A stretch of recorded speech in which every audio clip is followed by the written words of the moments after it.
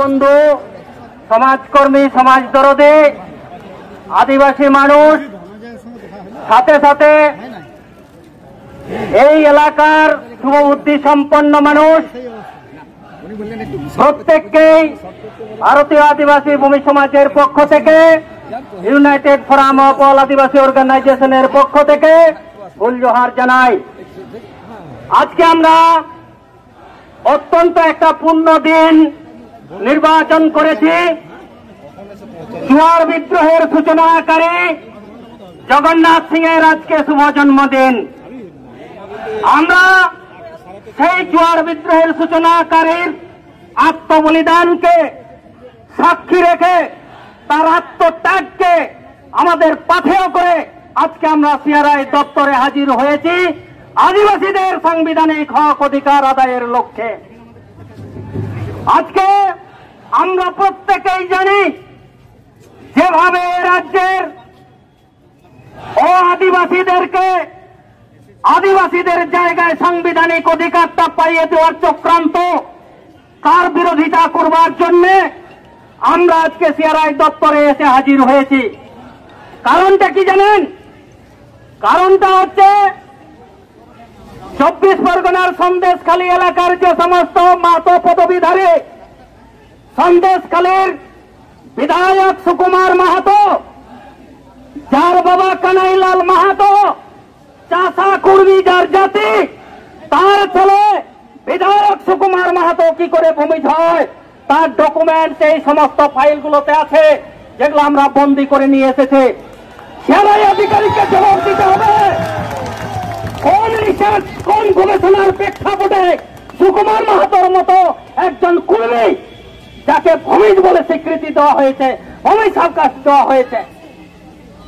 এমন হাজারো তথ্য আমাদের কথা আছে, আমরা মুখের কথা বলছি না, আমরা একেবারে তথ্য প্রমাণ নিয়ে আজকে আমরা হাজির হয়েছি। এই হাজারো তথ্য আজকে সেই সিআরআই এর আধিকারিকদের কাছে আমরা জানতে চাইব যে আপনারা 2007 সালে সন্দেশখালীতে আপনারা গবেষণা করেছিলেন, তো চাষা কুর্মীরা কি করে আপনাদের ভূমিজ হয়ে যায়? আপনারা ঘুষ খেয়েছিলেন, আপনারা মাংস খেয়েছিলেন, আপনারা তরল লাল জল খেয়েছিলেন, যার প্রেক্ষাপটে আপনার মাথা উল্টে গেছিল, আপনার গাঁজা খেয়েছিলেন, যে গাঁজার পরিপ্রেক্ষিতে আপনার রিসার্চ তথা গবেষণাটা উল্টোভাবে হয়েছিল। আমরা আজকে জানতে এসেছি, নদীয়ার বিভিন্ন এলাকায় নাকাশিপাড়া, চাকদহ, এগুলাতে কি করে মাহাতো পদবীধারীদেরকে ভূমি সাবকাশে অন্তর্ভুক্ত করা হয়েছে, কি গবেষণা আছে আপনার প্রেক্ষাপটে?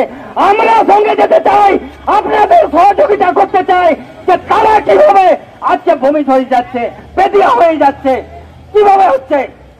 এনাদের রিপোর্ট হচ্ছে কি যে ভূমিজদের মতো, সাঁওতালদের মতো, বেদিয়ার মতো। আরে ভাই, ভূমিজ নয়, সাঁওতালা নয়, বেদিয়া নয়, মতটাকে কিভাবে সার্টিফাই করলেন? আপনি একজন অক্ষম অযোগ্য আধিকারিক।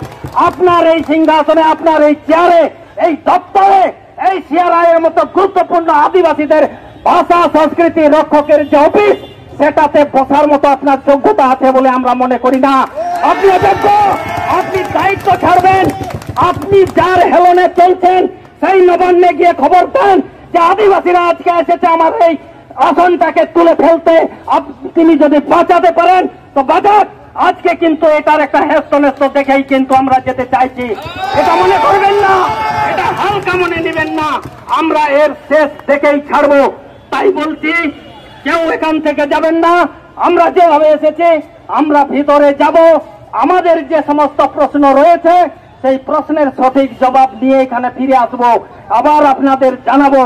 আর এর যদি সঠিক জবাব না পাই, তা বৃহত্তর আন্দোলন আগামী দিনেও দেখা যাবে। সকলকে ধন্যবাদ, অভিনন্দন, জোহার জানিয়ে আমি আমার বক্তব্য এখানে শেষ করছি।